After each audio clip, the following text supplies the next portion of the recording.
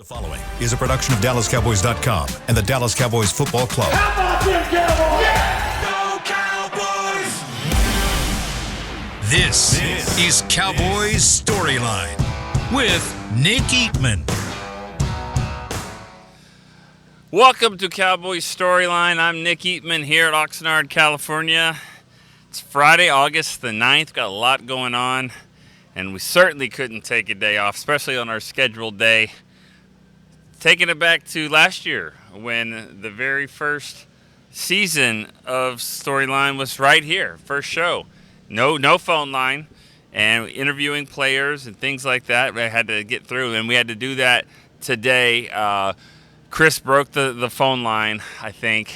He's not giving me a nice look right now. He's shaking his head. He did everything he could to get this thing working. Didn't work. As I tell McIver, which is also known as Chris, if you can't fix it, then it definitely is broke.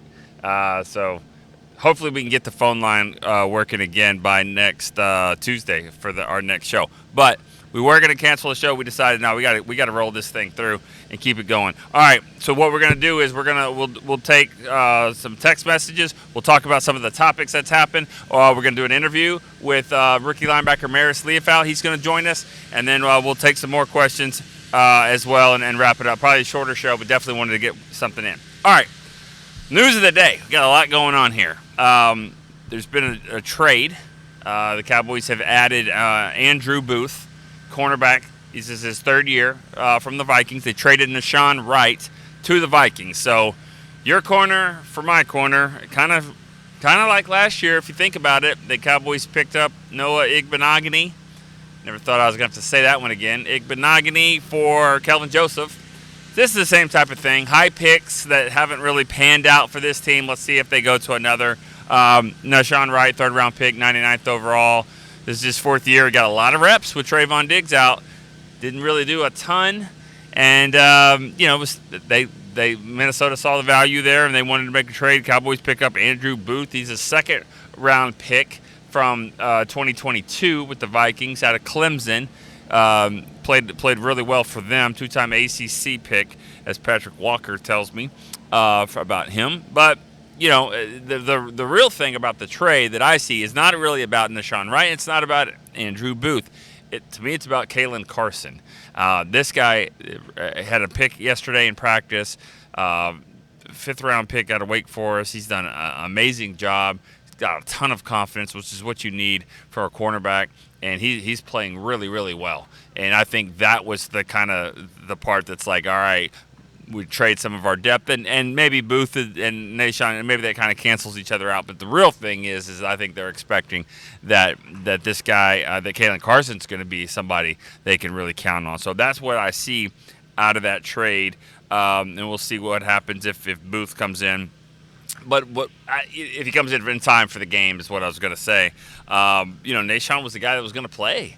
So it's big for the young corners. I mean, expect to see a lot out of Eric Scott, a lot out of Kalen Carson. Keemon Hall has played some there. The rookie, you'll see Josh Butler, Josh DeBerry. I kind of like him, 38. He's been impressive. So this is big for the young corners, especially in this game coming up here. All right, Dak Prescott not practicing today. Not really a huge deal. Getting a little precautionary work with his ankle, flared up some. The same ankle that with the walking boot was on that broke the internet. Last month. They never stop mowing. It happens. It doesn't matter if it's morning or afternoon.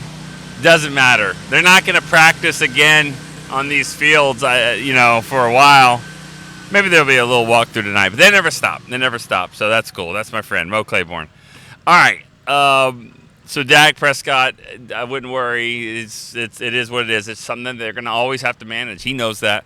And when they get an opportunity, like a practice here for a walkthrough on a game he's not going to play in, that's a good time to rest it and do it. But for about 15 minutes, the media was going, berserk out here trying to find where number 4 was, but not out here today.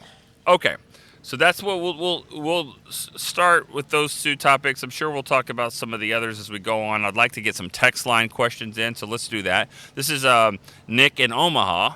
Says, do you think Dak's deal is done by the time the team goes back to Dallas? It feels like the entire front office isn't need to make a corner for corner swap. Isn't need the front office doesn't need to make a corner for corner swap. Well, if you're not expecting a lot out of Nashawn Wright, why not, try to get this guy in here? And again, the trade with Joseph and Igbenogany, I mean, that kind of proves the point, like, of what you're saying. Like, did it really matter for either team? Not really. But who knows? You got a younger player in Andrew Booth. He played all 17 games last year. Same with Wright. He played a lot, mostly on special teams. So that's sort of what that was. Now, the first part of the question, do you think Dak's deal's done by the time the team goes back to Dallas? Maybe. Probably before the season starts is better. Maybe that goes back to Dallas because you still got 2 weeks before the first game. That's what I could see maybe happening a little bit more is right there. All right. Let's go from one contract to another. Esteban in Austin. I think CD gets signed before Dak. Cowboys want to end CD's holdout. Based on Dak's comment, it sounds like he wants to hit the open market. That would ensure him more money unless he gets hurt. And who are you most excited to see in the preseason? All right, Esteban. CD before Dak, I could see that. I've said that all along. I do think CD, I think he really needs to get a deal. Actually, no, I flip it. I think Dak before CD. Sorry. I think Dak before CD. I think that actually will help CD. Doesn't want to be a situation where he's a receiver with no quarterback and he's going to have to go through. Think about, and this is 20 years ago or 23 years ago, but, they traded 2 first-round picks for Joey Galloway to be here at the Cowboys, and then Aikman gets hurt, and then for the next 2 or 3 years, they're fighting through a quarterback with no first-round pick. So I think it's probably important to get Dak a deal done, and I think that does happen. But you know what? Get them both done. That'd be great. I don't think Dak wants to hit the open market. I just think he wants to get paid. I just think he wants to get paid like they all do. Wants to get paid. Doesn't want it to go that far. And I think he wants to be the quarterback here in Dallas. Who are you most excited to see in the preseason games? Boy, that's the guy will be coming up here in a little bit. Marist Liafau. I'm really excited to see him. I think he's going to be really good. The running backs. I want to see the running backs. Who's going to do something there? And there's not going to be a lot. Royce Freeman won't play. Deuce Vaughn's not going to play because he's been banged up. I don't know if you'll see Rico Dowdle. Maybe a little, but probably not. Zeke's not playing. So, Malik Davis. And he played well yesterday against the Rams. So Malik Davis will get an opportunity to do some things. Snoop Connor, Nathaniel Pete. So running backs is a position that I'm looking at here. All right, let's go to Jeff in Mansfield. Where's my guy? I lost it. I think Rick in Massachusetts. Okay. What is your opinion on what Jerry said about urgency on CD's contract? Rick in Massachusetts. You know what, Rick? You get through a lot better here on these text lines than you do with the calls. We got to figure out the phone, what's happening with Rick, my man from Massachusetts. But I appreciate you doing it here. What are your thoughts about Jerry and the sense of urgency on CD's contract? Boy, did that create a storm. I was standing there for that. I thought the actual question was, with the preseason about to start, do you have I think it was a different sense of urgency now that the preseason games are starting on signing CD? And Jerry said no. And they answered, why not? And he said, because I went to high school and I went to college. I don't need reasons. And he goes, then I went to Nobu 2 days ago. Pick any reason you want. I just don't have the sense of urgency for it. I'm not even sure what that means. I went to high school. I went to college. I went to Nobu 2 days ago. I'm going to start using that. Why? Because I went to high school. College. I don't know. I think what he's saying is Pick any reason you want. I just don't have it. And again, he was just the same way last year with Zach Martin. All-American Zach Martin. All-Pro, everything you want, who was holding out. Jerry wasn't too happy about that and let it be known through the media. So this is a tactic. This happens. I thought that the quote of just saying that was out of context because it's sandwiched in between high school, college, and Nobu. I thought it was a tongue-in-cheek part. Yes, there's urgency to get it done.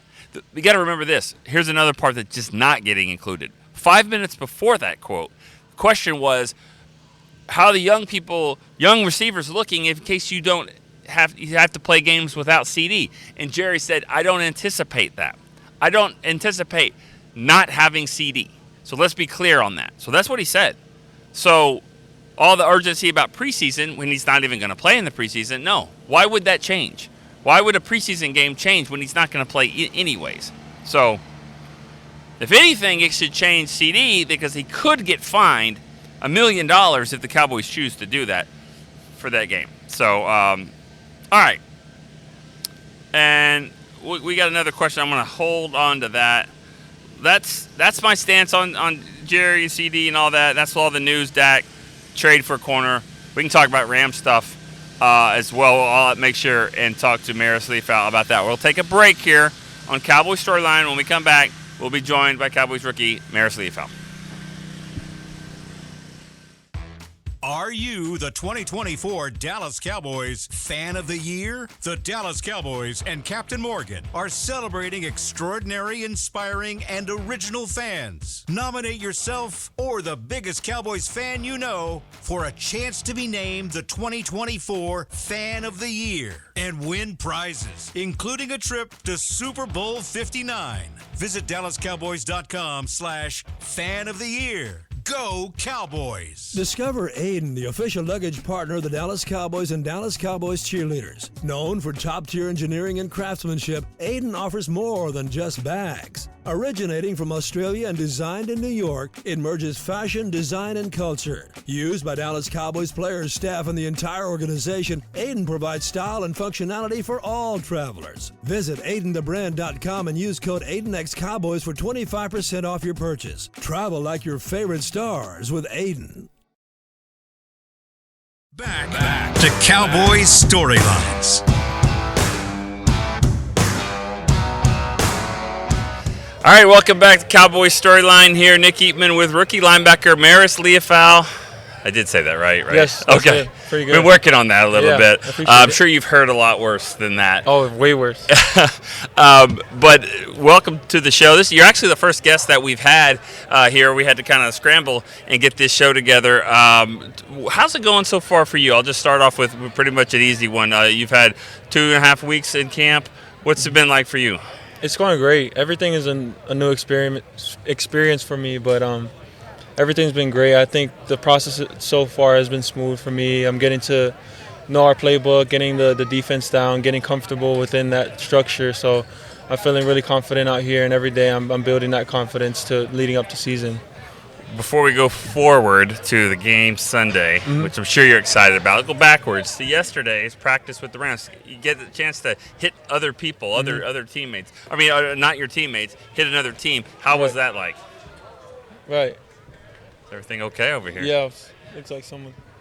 That was Zeke's involved. Yeah, that's always. Yeah, that was a cool experience. It was my first joint practice. I was excited to go against other people. I also got to see former teammates and guys I trained with pre-draft. Oh, so Notre Dame teammates? Yeah, I saw Kyron Williams, who was our running back at Notre Dame, but I didn't get to see Puka, my cousin.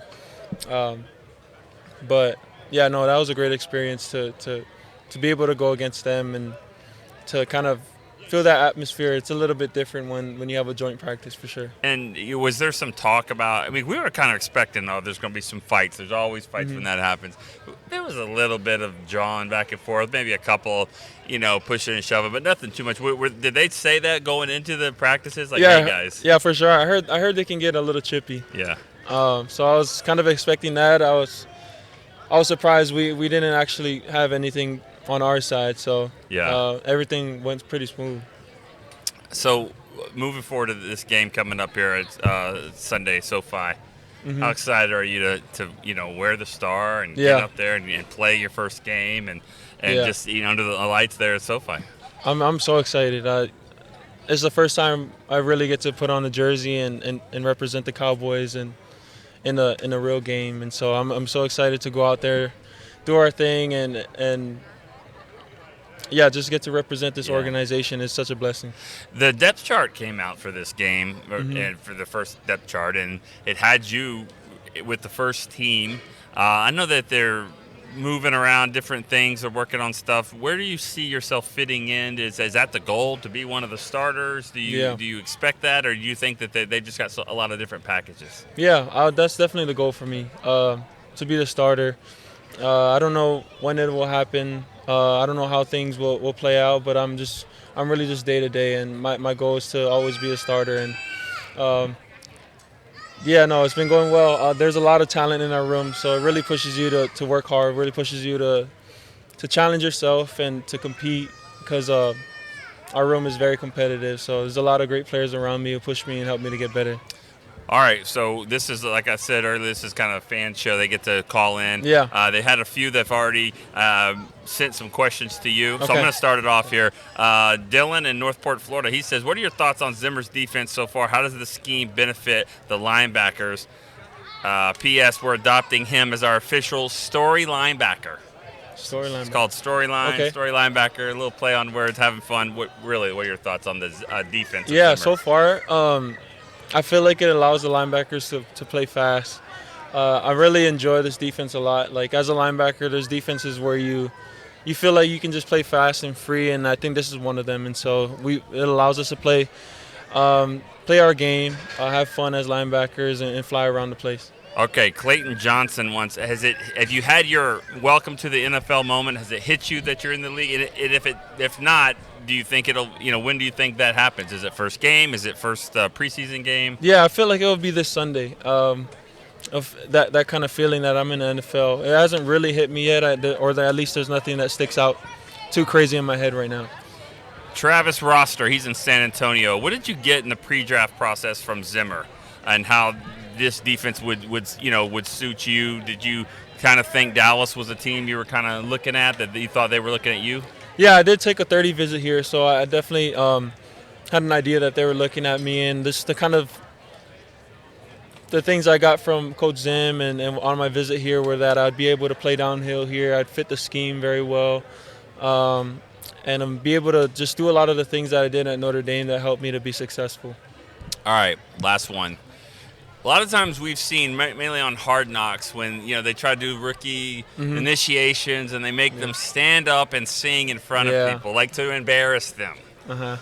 Did that happen to you, and were you embarrassed at all? I don't think that they realized that you actually can sing pretty good.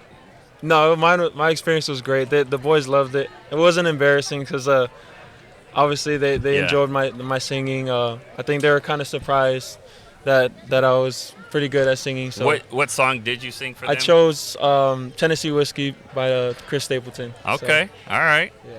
I would have you try to sing something here, but with copyrights and things like that. Plus, you just gotta practice. Maybe you're not ready for it. No, I figure. Yeah, sometime we'll figure out down the road. Give you time. I'll be ready. I heard you singing the other day with Overshown. Yep. And wow, I guarantee you, the two linebackers with the best voice in the NFL. I mean, hands down, it's got to be you guys right there. Our linebacker room is the most talented in the NFL for sure. Yeah.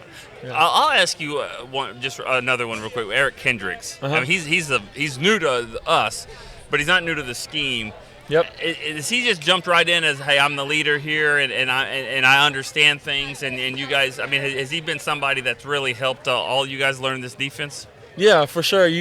EK is one of those guys, you just know he knows the defense. I mean, obviously a veteran guy has been doing this a long time, a lot of experience.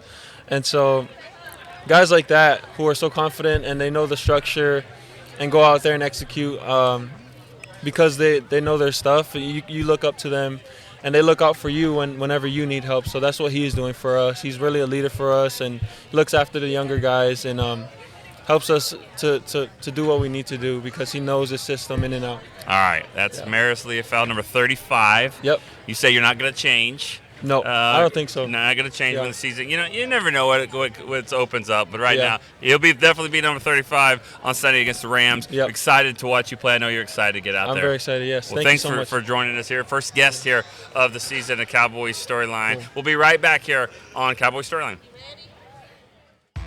Are you the 2024 Dallas Cowboys Fan of the Year? The Dallas Cowboys and Captain Morgan are celebrating extraordinary, inspiring, and original fans. Nominate yourself or the biggest Cowboys fan you know for a chance to be named the 2024 Fan of the Year and win prizes, including a trip to Super Bowl 59. Visit DallasCowboys.com/Fan of the Year. Go Cowboys! Discover Aiden, the official luggage partner of the Dallas Cowboys and Dallas Cowboys cheerleaders. Known for top-tier engineering and craftsmanship, Aiden offers more than just bags. Originating from Australia and designed in New York, it merges fashion, design, and culture. Used by Dallas Cowboys players, staff, and the entire organization, Aiden provides style and functionality for all travelers. Visit AidenTheBrand.com and use code AidenXCowboys for 25% off your purchase. Travel like your favorite stars with Aiden.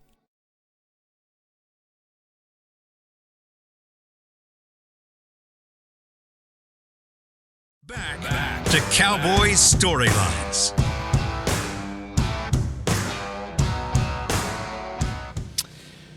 Cowboys United, presented by Globe Life, is now exclusively in the Dallas Cowboys app. You can join the official fan club today, receive access to all the new Cowboys drops, team news, and pre-sale access, and fan and kid of the game. Download the app now to join. All right. Mo, what an interview with Marist Liafau. I mean, that was good stuff there from the rookie. He's got a kind of a weird vibe of he seems like a rookie, and he doesn't at the same time. I mean, he really kind of has that happy to be here vibes, and he does, just very thankful, very appreciative of everything.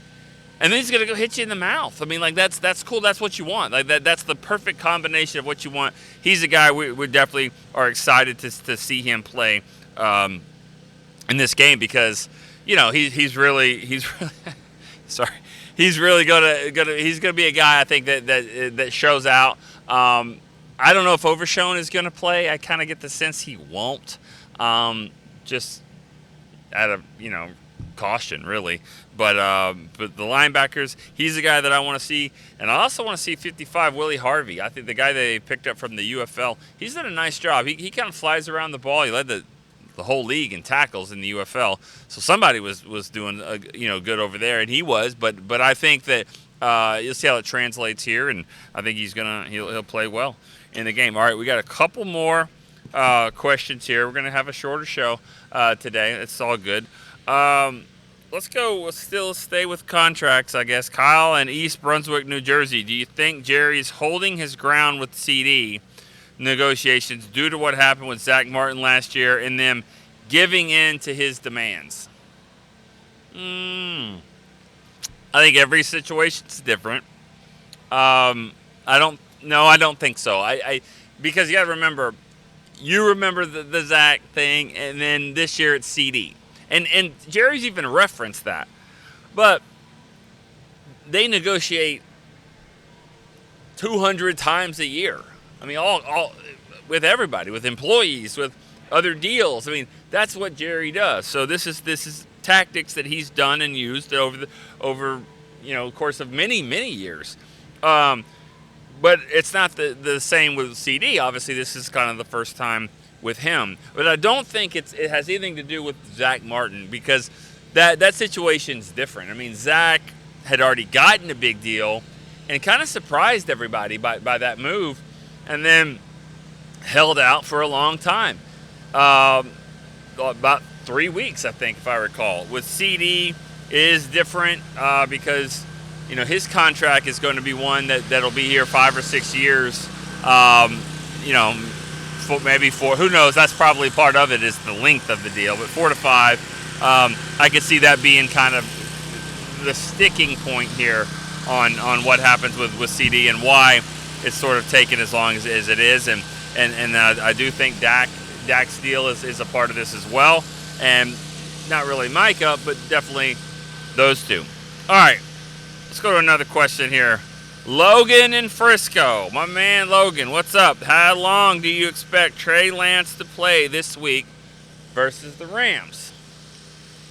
Well, you know, this is a question from a center to a quarterback, about a quarterback question as well. I really love. All right. I expect Cooper Rush to play a little. Series, 2 series, whatever. And then I think it's gonna be Trey Lance the rest of the way. I think so. So a lot. I expect him to play a lot. I do think that they'll get a little bit of reps. Why not for your backup quarterback? And let Cooper start the game. Now that being said, I wouldn't mind seeing Trey Lance play one of these games from the start. You know, so I think that could happen. I could see him starting a game, but I don't know what they're planning on doing with both Rush and Lance. But if I had to guess, out of all the snaps taken in the 3 games, barring any injury, of course, I would think that Lance probably gets 80% of the snaps. 85 maybe. That's how much I expect Cooper Rush to play a little. And then for the most part, you got to see. Everybody wants to see Trey Lance. And I've said this before. All the teams, even 49ers included, they want to see what Trey Lance is going to do. All the fans, because he hasn't been that great throwing the ball. That's been well documented. I think he's going to play well. I think the expectations are pretty low. I think he'll play well, mainly because I see him moving the offense. See, this guy can run it now. He can. He'll tuck it under and he'll run. I think it'll be a lot like Will Grier last year, where, you know, he could move the 2-minute offense, get it going, and get him in field goal range or get a touchdown. And, you know, he'll make some plays. I think he'll be a gamer. I think he'll do some of that stuff. I think it'll be impressive. But what I want to see is an 18-yard pass over the middle to Cropper, or a deep out, or even a deep ball or whatever. Those are some of the things. Blitz coming. Pick up the blitz and hit your guy on the slant and go 15 yards and move the sticks. That's what I want to see out of him. Sure, he'll pull the ball down when it breaks down and run out of bounds for 17 yards and a first down, and it'll be a new set of, the sticks will move. But he needs to throw that ball, make the plays, and that's what I think that everybody wants to see. Process what you're seeing on defense, make the right reads, and make the play. All right, we're not going to be long here. Josh from Chicago. Question: if you had to cut one, bench one, and start one, what would you do for Awesome Richards, Peyton Hendershot, and Deuce Vaughn? Same question for the defense, Eric Scott, Fahoko Mukwamu. Well, that's a fun game, but I'm not starting any of them. I mean, I guess that's part of the game, right? You got to play it. That Awesome Richards, Peyton Hendershot, and Deuce Vaughn. If I had to start one, I'm starting Peyton Hendershot. If I had to, not over Ferguson, of course, but I mean, see, the thing about Richards and Vaughn is they can both get your quarterback hurt. If they can, if they're out there and they're not playing well, that's a problem, because Dak doesn't always wear a red jersey. And you certainly hope that he doesn't wear a red jersey next year in the game, or any different color. My point is that in a game, when the bullets are flying, I'll take my chances with Hendershot. I think he started a game or two before, so that's my chance there. On defense, if I had to... and then I got to bench and cut one? Oh, man. Richards and Vaughn. I mean, if I had to, I had to bench Richards and I'll cut Vaughn. If that's the game. Talking about upside linemen, but we'll see what happens there with Deuce Vaughn. It's too bad he's had a hamstring injury, because wanted to see him play in the games. And then the other question on the other side of the ball, Eric Scott, Fahoko Mukwamu. If I had to start one, I would start Mukwamu, but it would be a different kind of role. It'd be that same role that confused the GOAT Tom Brady in the playoff game, in his last game. I mean, Kwame was a difference maker in that game. Credit to Dan Quinn, put him right in the center of the field. He had his arms out there, and he deflected 2 passes and disrupted another, and it was a good role for him. I liked what I saw there out of Mukwamu. So, I mean, starting in a nickel role like that, Eric Scott, Fehoko, probably going to cut Fehoko and start Eric Scott. You could ask me in 6 minutes, I might have a different answer there. But all of those guys have to play well in the games coming up. Let's go to another question here. Last one. David from Fort Worth. Do you have any preseason memory of a player who just went off and really looked great and actually ended up being a very good player, but before wasn't very known? Yeah, I mean, I'm trying to think. That happens. Not really like wasn't well known, but Romo, I mean, you can make that case. It's a quarterback, so I get it, that's different. But, I mean, my favorite Romo story ever will be the 2004 game against the Raiders. That is my favorite story. 20 years ago, are you serious? 20 years ago, against the Raiders, Romo, and I've told the story. If you've heard it, sorry, but you haven't heard it with the mowers in the background. Some of this will be unique. But he wasn't playing well. Quincy got cut, and it was just Drew Henson, Romo, and Testaverde. Not in that order, of course. And Romo wasn't playing well, and it was like he's probably not going to – they're going to go get another quarterback. And they go play against the Raiders, and he does not play well. And it's 2 or 3 series, and he throws an interception at the end of the game, and it was like, here it is. Go win the game, and he throws a pick. And I remember standing on the sidelines thinking he's probably going to get cut. This is his last pass.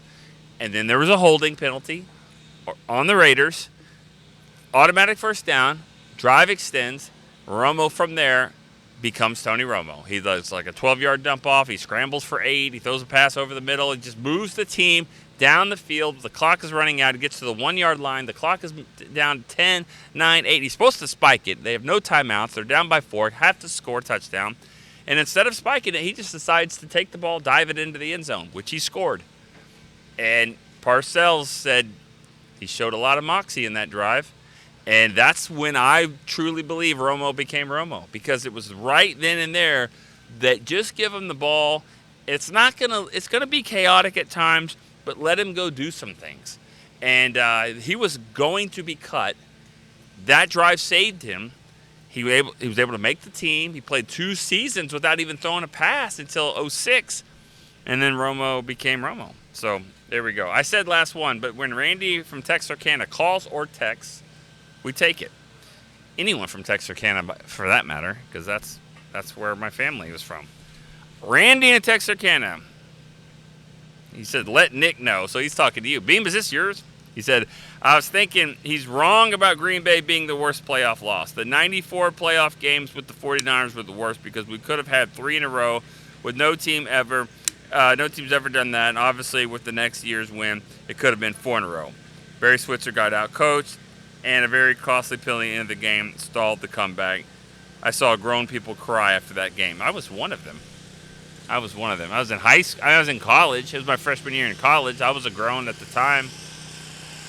Yeah. The question, though, was me being here. Like, the teams that I've covered. And that one still, I mean, okay, you didn't win 3 Super Bowls in a row. You didn't win 4 Super Bowls in a row. You know, it's kind of like the CD, 33 million, 35 million. It's like that. But when you've been that hungry, like we've been here, and it was set up to win 2 home games, and who knows, maybe 3. You never know what happens in the playoffs.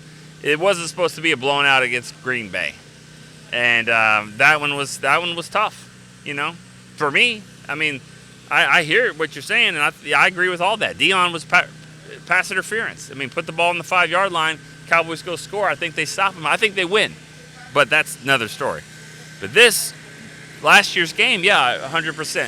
I thought it was. And it was my first year doing Storyline. I got to talk to all you guys all year long. I got to hear it from your voice every single day, just what it meant to be a fan of the team and what this season was. Everybody was excited. And then the letdown like that, yeah, in my position, that one was worse. That was worse than 07's loss against the Giants. Catch the ball, Pat.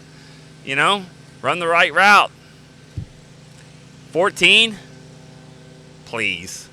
Des Bryant caught that ball. He was trying to do 6 other things before it popped out. And to this day, you can never show me that the ball actually hit the ground. Like, I know it popped up, but I've never actually seen it hit the ground. So, some guy named McCarthy threw the challenge flag and won that one. That one hurt. I get it. That was bad too. What, 16? Jeff Heath knocks the crap out of Aaron Rodgers. How did he not fumble? He didn't. And then he makes this unbelievable throw, and they win that game. Yeah, some people think Romo should have started, whatever. Dak had him back in the game.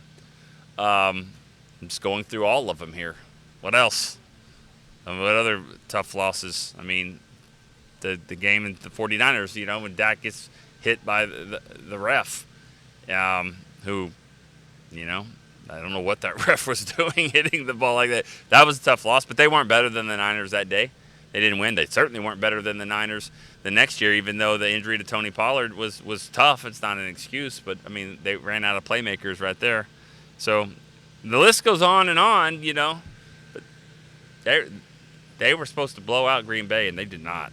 And so that, to me, since I've been here, that was probably the worst loss because of just the year was gone and what it ended up. So, all right. This iPad has 1% left. This phone's probably about to overheat. And I think Chris and I are ready to go get some lunch. So, you know what? I appreciate, Chris, you getting this together. Appreciate the fans for, I asked you on Twitter and to help us out and with questions. I really appreciate you guys did that. We had to piece this thing together.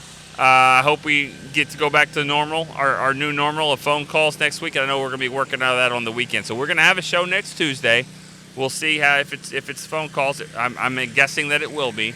But for this show and for Marist Liafau for joining us, that was awesome. Thanks to the Cowboys PR team for making that work on last-second notice as well. So for Chris Beam, I'm Nick Eatman. We will see you next Tuesday on Cowboys Storyline. Peace. This has been a production of DallasCowboys.com and the Dallas Cowboys Football Club. How about this, Cowboys? Yeah!